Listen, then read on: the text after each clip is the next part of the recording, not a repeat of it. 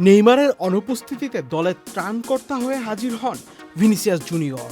Morocco ও হাইতির পর স্কটল্যান্ডের বিপক্ষেও গোল করলেন ব্রাজিলিয়ান এই তারকা।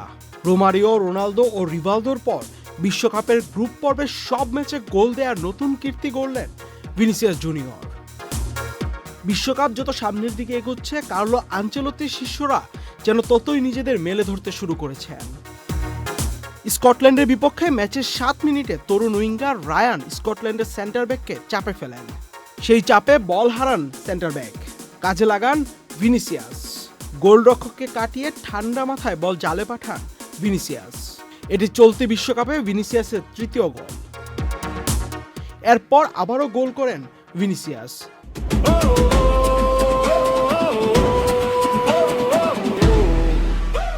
যদিও ভিএআর যাচাইয়ের পর গোলটি বাতিল হয়।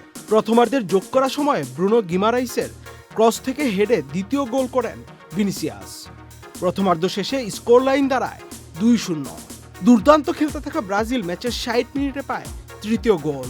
দারুণ এক আক্রমণ থেকে ব্রুনো গিমারাইসের দ্বিতীয় অ্যাসিস্টে গোলটি করেন ফরওয়ার্ড ম্যাথিউস কুনিয়া। এটি চলতি বিশ্বকাপে কুনিয়ার তৃতীয় গোল।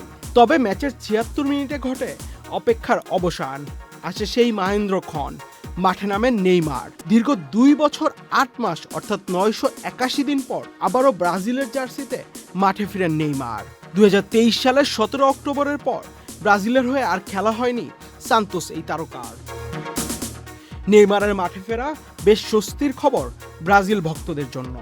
আর কোনো গোল না হওয়ায় 3-0 গোলের ব্যবধানে স্কটল্যান্ডের বিপক্ষে জয় নিয়ে গ্রুপ সেরা হয়ে পরের রাউন্ডে গেল ব্রাজিল।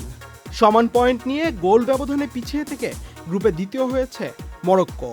আর 3 নম্বরে থেকে গ্রুপ পর্ব শেষ করল স্কটল্যান্ড।